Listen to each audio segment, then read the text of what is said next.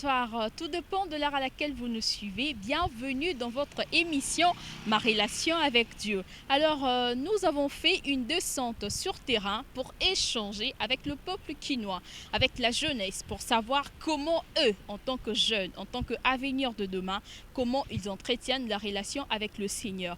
Vous savez, lorsqu'on mène une bonne vie, une intimité, une bonne relation avec le Seigneur, cela nous permet de ne pas tomber. Cela nous permet de ne pas tout embrasser dans la vie parce que nous avons cette relation que nous entretenons avec notre Père qui est notre quotidien, qui nous parle à chaque instant et qui nous permet surtout de ne pas tomber dans n'importe quoi. Alors, nous allons parler avec la jeunesse. Pourquoi la jeunesse aujourd'hui vivent sous une fausse identité? Pourquoi on ment? Pourquoi on n'est pas chrétienne? Pourquoi on vit dans l'hypocrisie? Et c'est par rapport à ça que nous allons échanger et pour en savoir plus, surtout pour avoir aussi l'expérience des autres, eux jeunes qu'ils sont, qui ont cru au Seigneur, qui ont donné leur vie au Seigneur. Ils vont nous parler de leur vie. Alors nous allons partir sans plus tarder pour parler avec eux.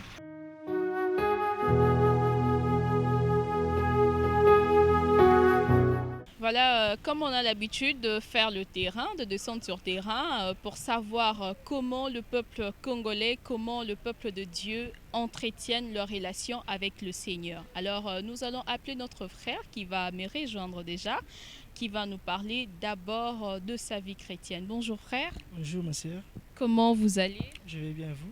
Ah, voilà, il m'a demandé comment j'allais, c'est vraiment gentil de sa part. Merci, je vais très bien. Contente de vous retrouver sur ces plateaux, je vais l'appeler comme ça parce que c'est ça notre terrain, c'est notre plateau. Alors, vous êtes chrétien? Oui, oui, je suis chrétien. J'ai oublié, je t'ai pas demandé ton nom. Excuse-moi, comment on t'appelle? Je suis le frère Jancy Ilondo. Ah, le frère Jancy. Là, automatiquement, vous me répondez indirectement que vous êtes chrétien. Parce que entre nous, quand on s'est dit frère, on comprend directement que c'est tout ça entre Bisoba et Nzambe. Ah voilà, frère, frère Jancy, est-ce que vous avez entendu parler de ce qui surquille une sorte de fausse identité chrétienne? Bien sûr que oui. Alors, vous pouvez nous en parler un peu plus par rapport à cela? Bon, merci beaucoup pour cette question. Je bénis d'abord Dieu pour cette initiation, ou bien pour cette grâce que j'ai eue de parler devant le peuple de Dieu. Oui, j'ai déjà entendu parler de fausses identités. Ce sont des choses qu'on retrouve surtout dans notre pays. Et non simplement dans notre pays, même ailleurs. Ça se voit, il y a des gens qui se disent qu'il est chrétien, mais parfois euh, il se met aussi à d'autres choses qu'un chrétien ne peut pas faire.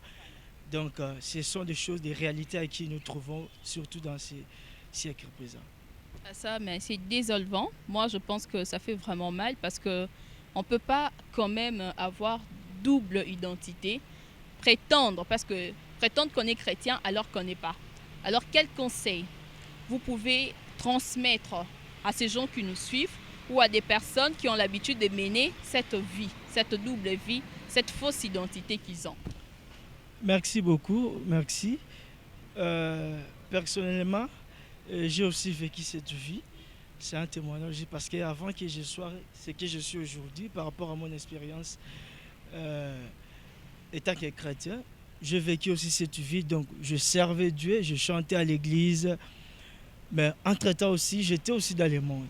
Les fiestas, Donc, c'est un témoignage. voilà, j'étais aussi dans le monde. Tout ce que les jeunes faisaient, moi aussi je le faisais, mais entre-temps, j'étais aussi dans l'église. Ok. Donc, mais ce n'est pas bien parce que je sais, euh, venir à l'église, cela ne nous fait pas vraiment de vrais chrétiens.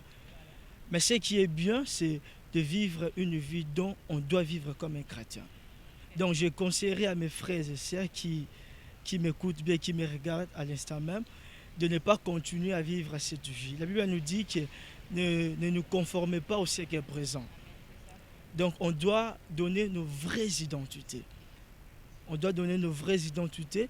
Si tu es païen, montre-toi que tu es païen. Si tu es chrétien, tu dois vivre que tu es chrétien. Dans le sens là, Dieu sera content. Voilà les conseils que je pourrais donner à mes frères et sœurs. Vraiment, merci. J'ai aimé votre sincérité par rapport à ces témoignages. Parce que moi, j'ai dit toujours, s'il y a quelque chose qui peut réconforter, fortifier, c'est un témoignage, une chose vécue. vous l'avez vécu et je pense que le message sera très bien transmis. En tout cas, merci beaucoup le frère Jancy, que le Seigneur vous bénisse. Merci. Merci beaucoup. Alors voilà, notre frère qui nous a vraiment parlé de sa vie en fait, qui nous a explicité comment lui-même il était dans le monde, mais le Seigneur lui a fait grâce. Il a dit quelque chose que je retiens pour dire que le monde ne nous apporte rien et que ça ne sert à rien. Si tu es païen, vis tel que tu es. Si tu es chrétien, vis tel que tu es. Nous devons accepter notre identité, être ce qu'on est et non pas passer pour une personne qu'on n'est pas. Alors, c'est déjà un bon pas. Moi, je suis déjà bénie bien avant déjà dans le commencement. En tout cas, on est béni. Alors, nous n'allons pas nous arrêter. Nous allons chercher parce que c'est l'échange. Nous devons échanger, avoir plus d'idées pour savoir plus. Alors, nous allons marcher, aller chercher pour chercher une dame cette fois-ci qui va me rejoindre. Voilà, je sais pas, à gauche, à droite, là, elle voudra en tout cas.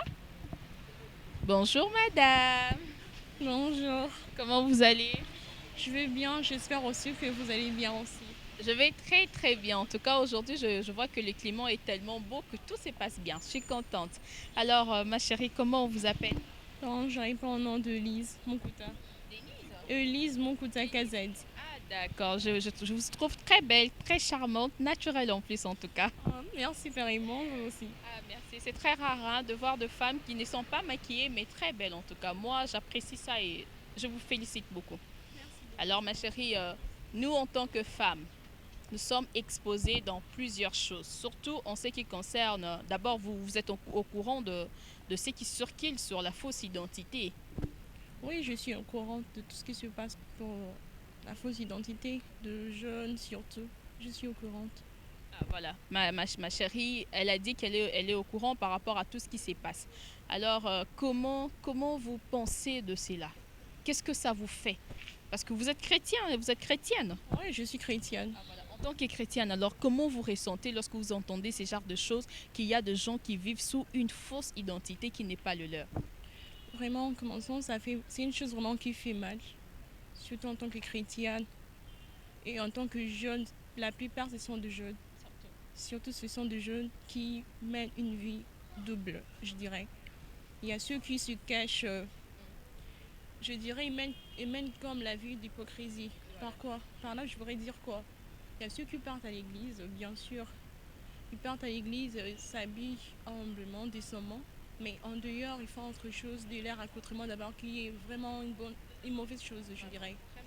Il y a ceux qui, hormis l'église, partent dans des boîtes, dans des vies qui sont, je dirais, qui ne sont pas à la droiture de Dieu. Alors ce n'est pas une bonne chose.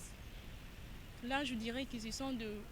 Je ne sais pas si je pourrais les rappeler de chrétiennes ou chrétiens.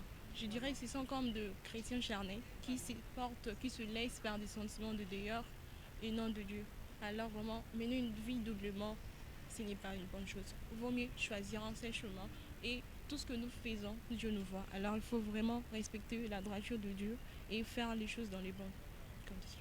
Un peu comme le Seigneur nous dit, si tu es neutre, lui il va te vomir. Parce que tu dois choisir un côté. Soit tu es chrétien, soit tu ne l'es pas. On ne peut pas prétendre avoir une double identité, que on est chrétienne, c'est que tu n'es pas chrétienne.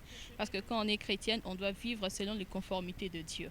En tout cas, et il y a un slogan, je peux dire, qui circule, on dit la jeunesse face à la débauche. Je ne sais pas si vous avez déjà entendu parler de cela. Bon, je n'en ai pas encore entendu parler, mais en regardant déjà ce qui se passe à la réalité de la vie, dans l'art, vraiment, je pense déjà c'est exactement les slogans. Même si on n'entend pas, mais il y a déjà la vie que les jeunes mènent, c'est déjà un slogan indirectement. Alors, c'est vraiment une débauche totale. Puisque en regardant l'accoutrement, comme je viens de le dire, en regardant les comportements de chrétiens, de fausses identités, tout cela, c'est déjà un slogan de débauche. Je ne sais pas où va les mondes, vraiment, surtout en tant que nous, les jeunes. Alors, en tant que jeunes, précisément femmes que nous sommes, qu'est-ce que vous allez conseiller précisément aux femmes? Parce que ce sont nous les femmes, on fait honte à nos parents, honte à nos valeurs, honte à notre pays. Qu'est-ce que tu peux prodiguer comme conseil en tant que femme? En tant que femme, vraiment, ça me fait mal. Mais en tant que femme, je veux vraiment conseiller à mes sœurs et frères, et surtout comme de sœurs, parce que je suis une sœur, je prends la part de sœur, vraiment en ayant une vie normale. Car en tant qu'un enfant de Dieu, il ne faut pas faire de vie doublement. Il faut rester tout droit à la vie tu envisages, par les pensées, par ta position et par l'éducation que tu as reçue plutôt de ta famille. Contente-toi. Je veux vraiment que le fils est content de ce que et bénéficier de leurs parents, de leur milieu. Surtout, il ne faut pas mener une vie parce que tu as vu que l'autre a par exemple des téléphones, de perruques, tout, donc des désirs charnels. Là, vraiment, ce n'est pas bien. Il faut marcher dans la droiture. Il faut, bon, je sais pas, respecter tes normes de la vie chrétienne et puis être sûr de tes valeurs et s'en procurer de ce que tu peux te retrouver. Puisque vraiment, il y a beaucoup vraiment à dire. Je ne sais pas si je veux. Non, mais en dehors de Vraiment. Non, ma chérie, merci. Ça me touche vraiment. Je sens que tu étais vraiment touchée par ce qui se passe. En tout cas, la jeunesse nous déçoit. Que le Seigneur vous bénisse. Merci beaucoup.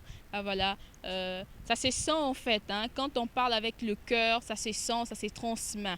Bah, ma chérie, elle a ça dans son cœur. En tout cas, elle a mal de savoir que surtout, on sait qu'il nous concerne, nous les jeunes filles, on a l'habitude de décevoir, de chercher à vivre comme les autres parce que l'autre a X, l'autre a Y, que nous aussi nous devons être comme ça. Alors que nous, on doit se contenter de ce que nos parents nous donnent ou de ce que le Seigneur permet à ce que nous puissions avoir au moins quotidiennement et le reste viendra après. Alors, nous avons été bénis également par notre sœur. Nous allons encore continuer parce que, vous savez, quand on mène vraiment une bonne relation avec le Seigneur, c'est difficile que nous puissions tomber dans certaines choses qui ne vont pas de pair avec la volonté de Dieu. Alors, nous allons vraiment continuer parce qu'on doit en savoir plus pour savoir comment, qu'est-ce qu'il faut faire vraiment pour que les enfants de Dieu, le peuple de Dieu, le peuple quinois arrive à bien entretenir leur relation avec le Seigneur. Alors, nous allons partir.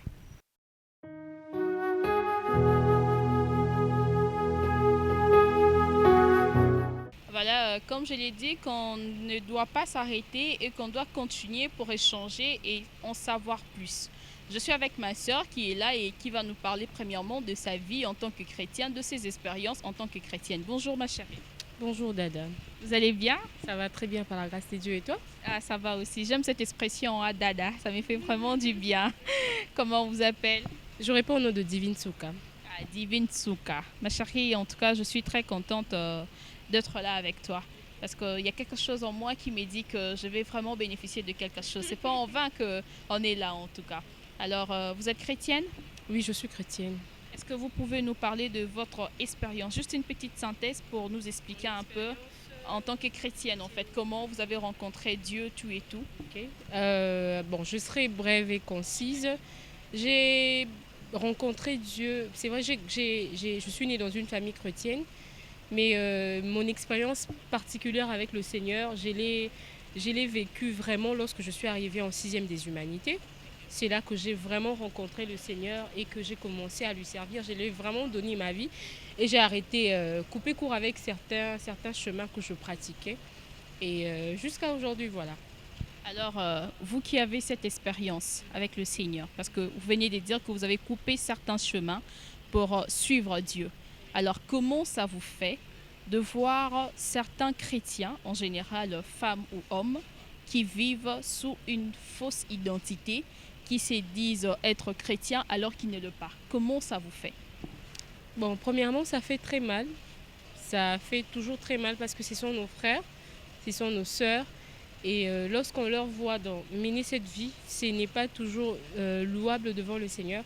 Parce que la Bible déclare que tout ce que nous devons faire doit premièrement rendre gloire au Seigneur.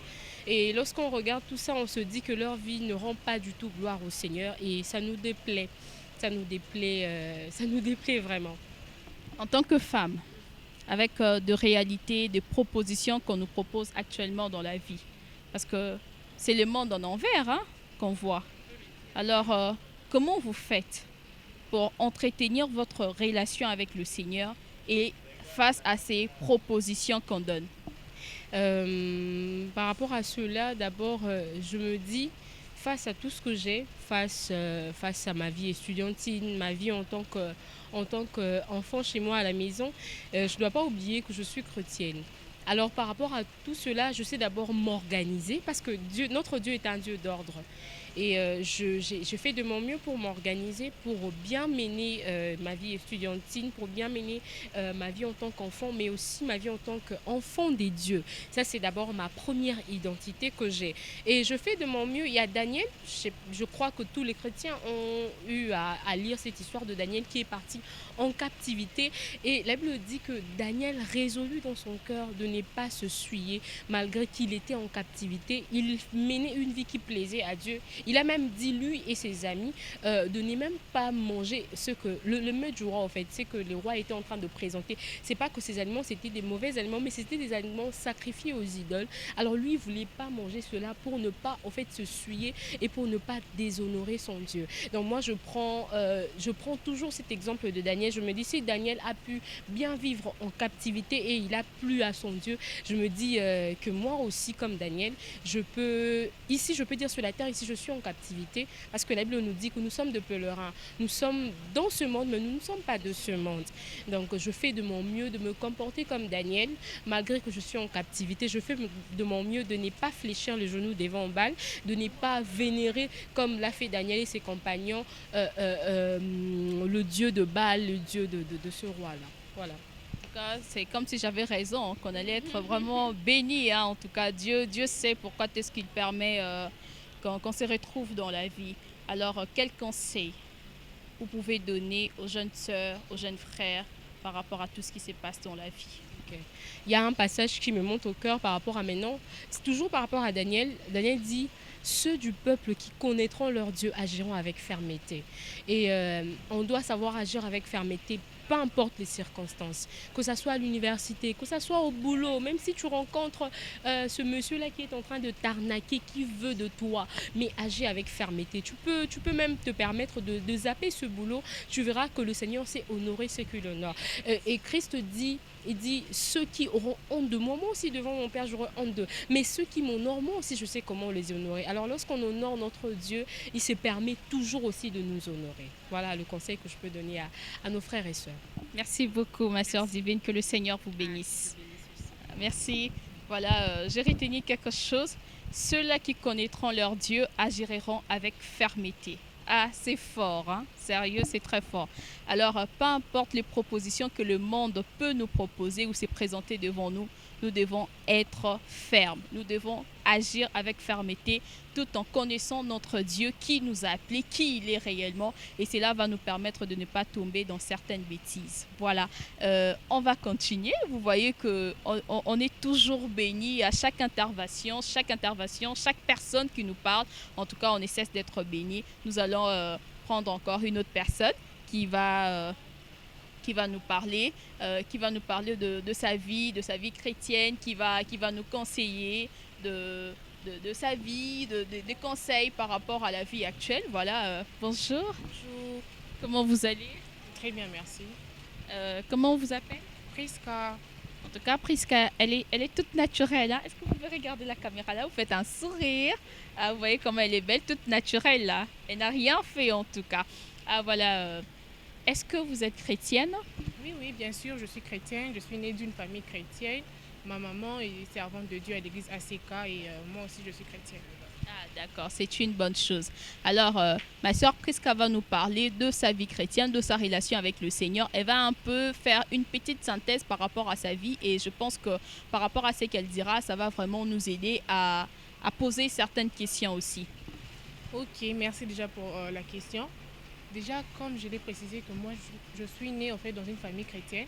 Ma maman, dès le bas âge, elle m'a initiée en fait dans ça, dans aller à l'église, prier en fait. Mais cette envie de connaître plus Dieu m'est née en fait quand j'ai commencé à grandir, avoir des amis, à voir comment les copines se comportent, comment les copines pouvaient avoir 2, 3 copains et tout et tout. Et c'est ça en fait qui m'a poussée à plus me consacrer, me concentrer, à vouloir connaître ce que Dieu voulait pour moi. Parce que moi, je ne m'imagine pas que c'est ça en fait. Dans le peu que je connaissais de la Bible, je savais que Dieu nous interdisait ci, ça. Mais je voyais les filles avec qui on grandissait, c'est permis en fait de faire ça. Et c'est là que je me suis dit que non, je devais me concentrer. J'ai eu mon baptême et tout. Et j'estime avoir reçu le Seigneur et avoir une vie en ce moment avec lui. Même si de fois je pêche et tout, je me remets en fait.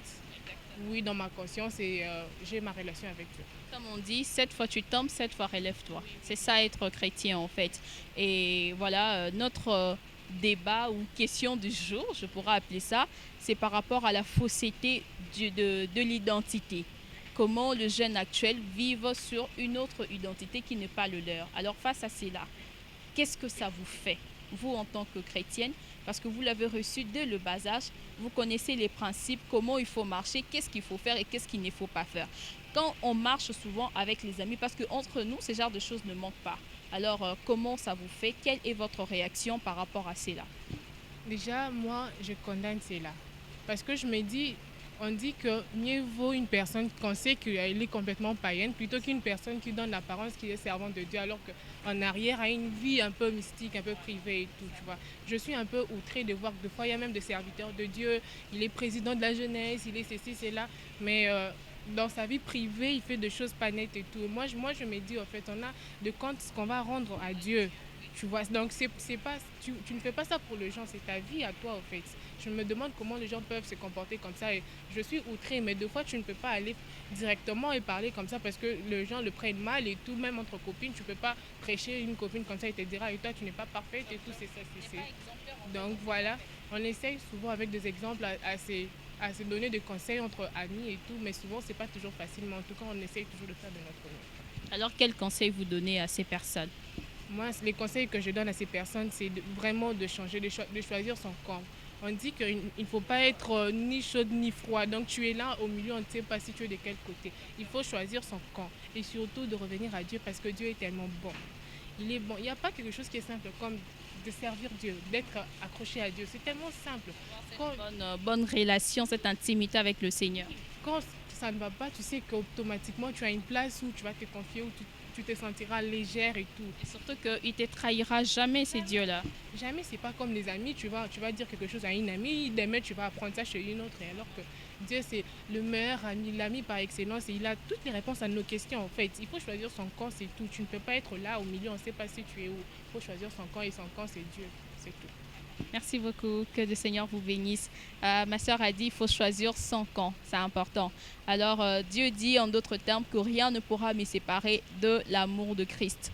Ni les tribulations, ni l'angoisse, ni les souffrances, ni quoi que ce soit. Donc on n'a aucune raison qu'on peut avancer, qu'on peut dire à Dieu, non Seigneur, tu sais, si je fais ça, c'est parce que je t'avais appelé, tu ne m'avais pas répondu par rapport à ça. Non, Dieu reste Dieu, il est souverain, alors nous devons marcher selon sa volonté à travers son esprit qui ne cesse d'être là pour nous accompagner dans tout ce qu'on fait, dans nos faiblesses, pour nous encourager, pour nous permettre de nous relever à chaque fois lorsqu'on tombe, pour ne pas être comme les autres. Nous devons savoir garder notre identité en tant que chrétiens et ne jamais trahir ce que nous sommes. Voilà, nous allons encore prendre 2 ou 3 personnes qui vont nous parler encore de leur expérience en tant que chrétiens, de leur vie chrétienne et qui vont nous parler de tout ce qui se passe dans ces mondes. Nous voyons aujourd'hui la jeunesse qui est complètement perdue, complètement vraiment à la déroute et on veut vraiment beaucoup en parler sur ça pour pouvoir, si possible, aider les autres à ne pas tomber dans ces genres de propositions de réalité de la vie. Voilà, c'est un peu ça.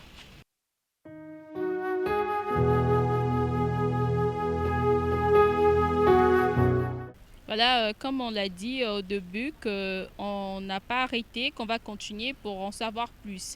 On est avec notre sœur qui est là. Bonjour ma sœur. Bonjour. Comment vous allez? Je vais bien, merci. Et vous? Ça va aussi. Alors, vous êtes tellement belle à la bois noire. Est-ce que vous pouvez regarder cette caméra à tout moment? Comme ça, il va très bien vous zoomer là, parce que pour montrer cette beauté que vous avez. Voilà, comment on vous appelle? Je m'appelle Narlif Pemba. Je suis en jeu 2 à l'IFASIC. Je fais la communication, bien sûr. Ah, d'accord, en tout cas. Très ravie d'être avec vous. Alors, vous êtes chrétienne, Narvi, hein? Narlive. Ok, vous êtes chrétienne? Oui, oui, je suis chrétienne. D'accord, votre nom là, c'est pas d'ici, hein, apparemment. Et ça. Ah, d'accord, vous êtes chrétienne. Alors, est-ce que vous pouvez nous parler de votre vie chrétienne, de votre expérience avec Jésus-Christ, comment vous avez commencé? J'ai commencé dès le tout petit, à l'âge de 2 ans, je commençais déjà à chanter dans la chorale. Ma maman m'amenait toujours en chorale, je chantais. Au fur et à mesure, je grandis, donc l'habitude de l'esprit, ça monte et tout. Maintenant là, en tout cas, j'ai de l'expérience parce qu'avec Jésus, on vit de merveilleuses choses, au fait. Il est là, il nous garde, il nous protège chaque jour. J'y marche avec lui, je mange avec lui. Et ben, Jésus, votre quotidien. Et voilà, j'ai aimé le short que vous avez mis qui dit Jésus le matin. Donc, Jésus, c'est votre vie. C'est lui, le soleil qui brille, qui fait briller votre vie. C'est un peu ça. C'est une bonne chose. Alors, Narlive, face à ces mondes actuels, face à la jeunesse d'aujourd'hui, il y a un slogan qui circule pour dire la jeunesse face à la débauche. Donc, la jeunesse face à l'excès, à la bière, à tout ce qui est immoral. Qu'est-ce que vous pensez de cela? au fait, nous, les jeunes d'aujourd'hui, on s'attend toujours à la facilité, au fait. Les jeunes veulent, c'est comme les filles d'aujourd'hui, veulent des sugar daddy, on appelle des sugar daddy, pour avoir de l'argent. Mais c'est pas ça, c'est pas ça le, c'est pas ça le, c'est pas ce qu'il faut, au fait. Ce qu'il faut, c'est pas ce que nous, on croit comme si être chrétien, donc tu pars chez Jésus, tu prends seulement aujourd'hui. Non, c'est pas comme ça. Quand on te dit, va chez Jésus, prie, cherche le Seigneur toute ta vie. Et le païen croit que nous, on est là, on n'a pas de l'argent et on est là seulement, on se déambule seulement pour rien et c'est pas ça. J'aimerais que nous, le jeune, on donne vraiment nos vies au Seigneur. Parce que le Seigneur, il ne nous protège pas pour rien. C'est dès le début, il nous a protégés dès le début de le ventre de nos mères jusqu'à maintenant. Et ben, je dirais aux jeunes d'aujourd'hui de chercher le Seigneur avec le cœur, oui, et de leur chercher vraiment profondément. Et leur vie va changer totalement. De ne pas chercher la facilité, au fait. La facilité, c'est genre les sugar daddy, comme je l'avais dit auparavant. Les sugar daddy pour avoir de l'argent, pour chercher de vêtements, de quoi.